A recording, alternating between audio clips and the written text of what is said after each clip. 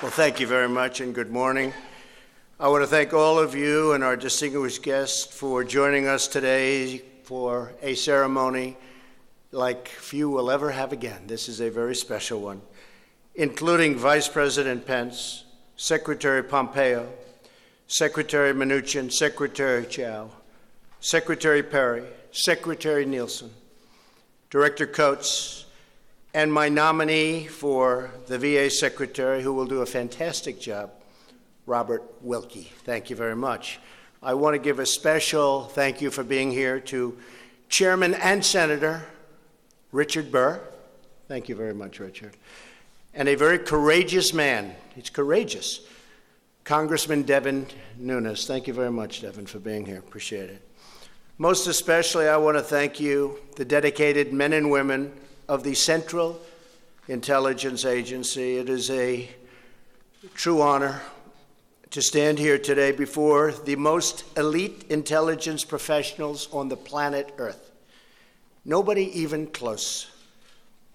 You face down our enemies, you protect our families, you stand and watch over our great nation. You don't do it for fame or fortune or glory. You do it for your country. America is forever grateful. Thank you very much.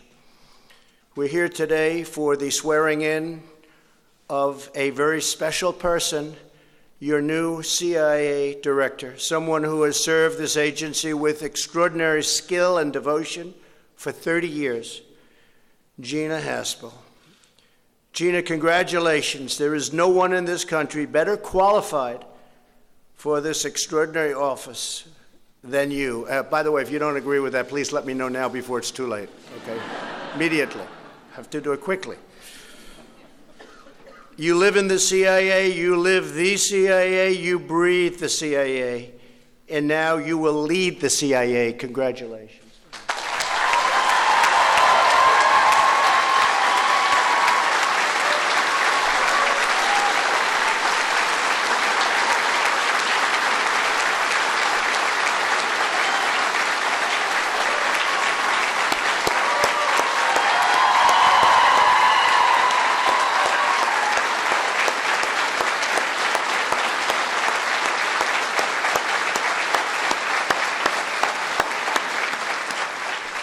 Okay, that means we're keeping her, right? That's what we were waiting for.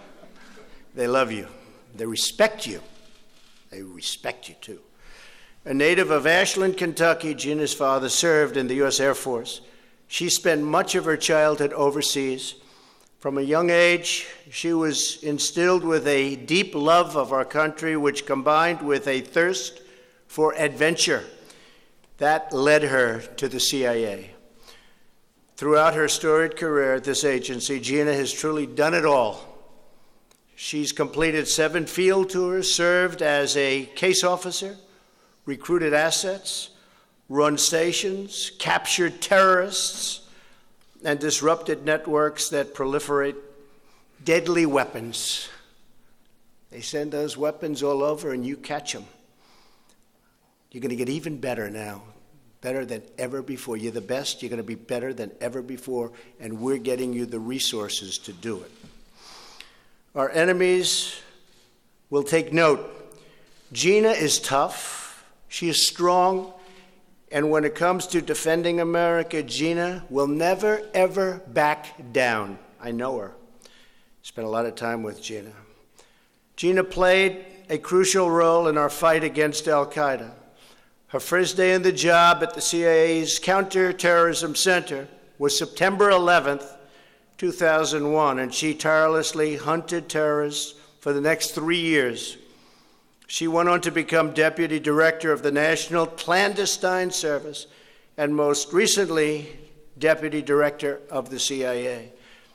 During her decades of distinguished service, Gina has earned the George H.W. Bush Award for Excellence in Counterterrorism and the Intelligence Medal of Merit.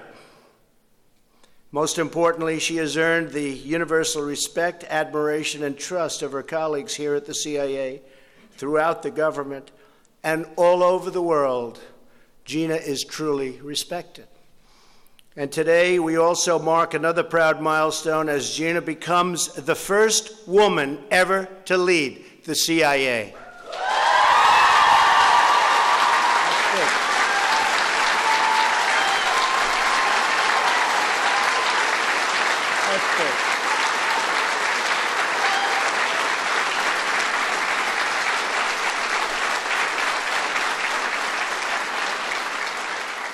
That's big. Now, Gina will lead this agency into its next great chapter. Gina assumes the role of director at a crucial moment in our history. We are reasserting American strength and American confidence. And by the way, America is respected again. You see that. Instead of apologizing for our nation, we are standing up for our nation, and we are standing up for the men and women who protect our nation. We will be counting on you to confront a wide array of threats we face and to help usher in a new era of prosperity and of peace.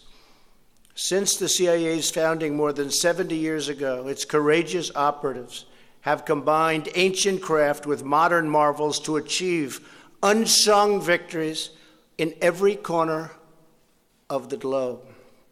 I see what you do. I understand what you do, and it's incredible. Marked on the hallowed walls of this building are the stars honoring the CIA's fallen heroes who gave their last breath for our nation. Though many of their names remain secret, their stories of service and sacrifice and daring will live for all time. Today, we think of them and we honor them by pledging that the patriots of the CIA will have the tools, the resources, and the support they need to accomplish their incredible, complicated, and oftentimes very dangerous mission. The exceptional men and women of this agency deserve exceptional leadership. And in Gina Haspel, that is exactly what you're getting. Director Haspel, congratulations again. I know that you will thrive as the agency's director and help keep our nation safe and strong and proud and free. Good luck. God bless you. And God bless the men and women of the CIA. God bless America. And I just want to thank everybody in this room for doing such an incredible job and for giving Gina that unbelievable support that she needed. It took courage for her to say yes in the face of a lot of very negative politics and what was supposed to be a negative vote. But I'll tell you, when you testified before the committee, it was over. There was not much they could say. There was nobody more qualified than you, and you are going to do a fantastic job, Gina. Thank you very much. Thank you, Gina.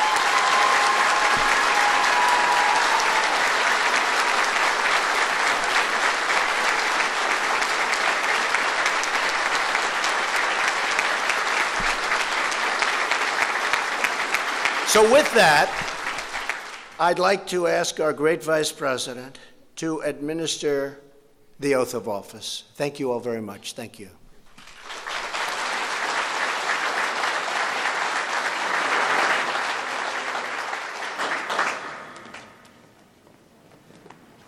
If you place your left hand, raise your right hand, and repeat after me.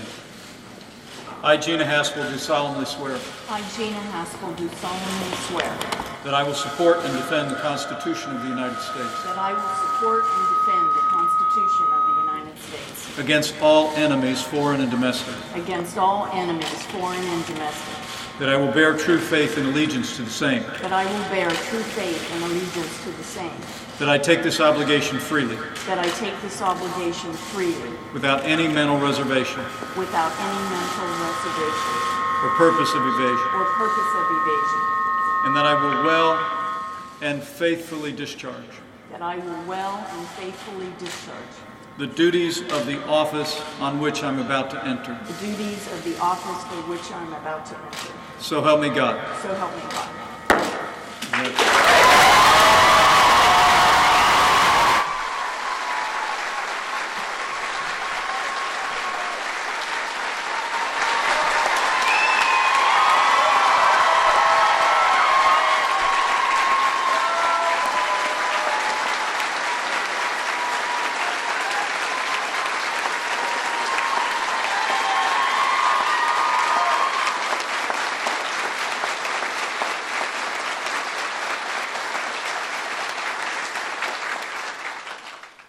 Good morning, everyone, and thank you, Mr. Vice President, for administering the oath. Let me begin by thanking President Trump for joining us today and for offering those kind words. Mr. President, it means a great deal to me and to the agency that you made time to come out to Langley for this ceremony.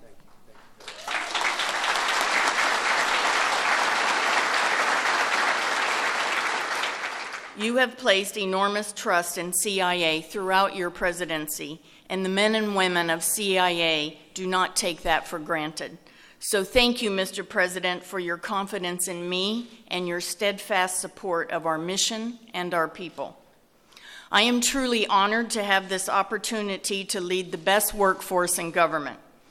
It has been nearly 50 years since an operations officer rose up through the ranks to become the director. And after the experience of the last 2 months, I think I know why that is.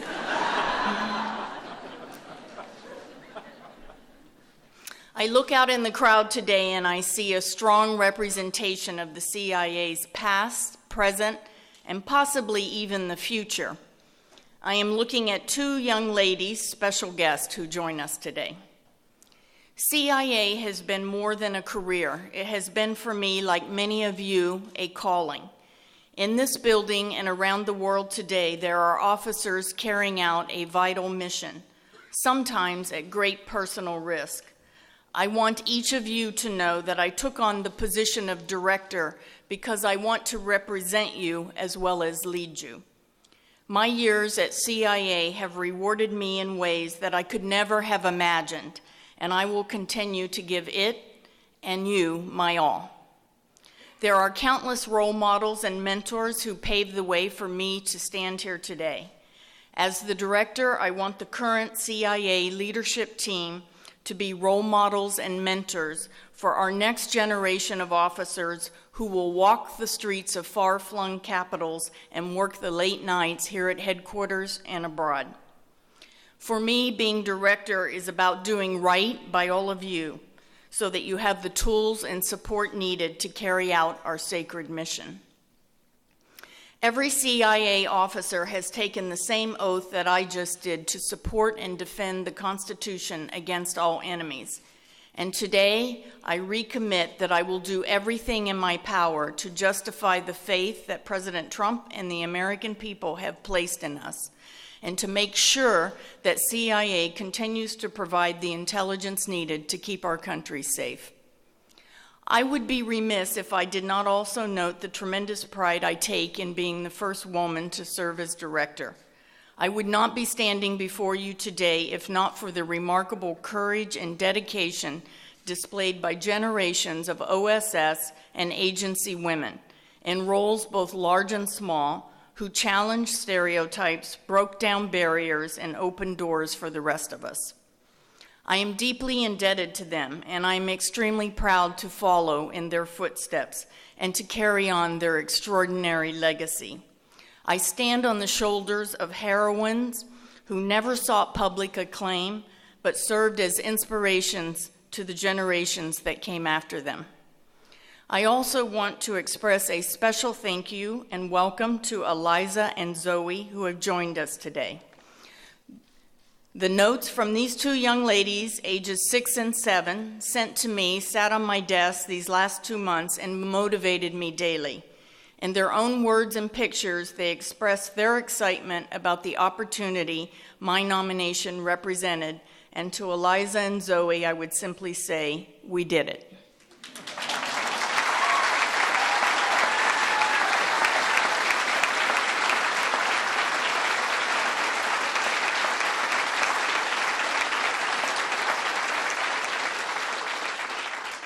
Lastly, allow me just a moment to talk about the future of this agency.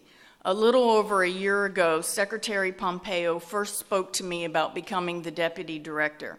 At that time, he said, CIA is the world's preeminent intelligence service, and I want to make sure we position it to stay that way. Mike was right. We are the best, and our challenge is to always be the best. We cannot rest on our laurels. We must learn from the past, but we cannot dwell in the past. We must constantly learn, adjust, improve, and strive to be better. We demand it of ourselves, and America deserves nothing less. That includes boosting our foreign language proficiency, strengthening our partnerships overseas and here at home, and deploying more of our officers to the foreign field. We are a foreign intelligence service, and our workforce and our priorities need to reflect that. We also need greater focus and effort on the strategic threats our nation faces, as well as the persistent threat from global terrorism. As always, the key to our success against these challenges will be empowering the incredible talent that resides within CIA. The men and women who serve here are a national treasure, from the operations officers who collect our intelligence, to the analysts who contextualize and evaluate it for senior policymakers, to the support officers who enable every aspect of our mission, to the scientists, engineers, and cyber specialists who give us a decisive edge over our adversaries. The only way to confront these threats is to forge ahead with determination and with the same expeditionary spirit that has defined our agency since its founding more than 70 years ago. I am profoundly honored to lead you in that fight and to work alongside each one of you as we advance our vital mission. So, Mr. President, thank you again for giving me the opportunity to serve, to represent the men and women of CIA, and to carry out the critical work of helping protect our country, our people, and our way of life. Thank you very much.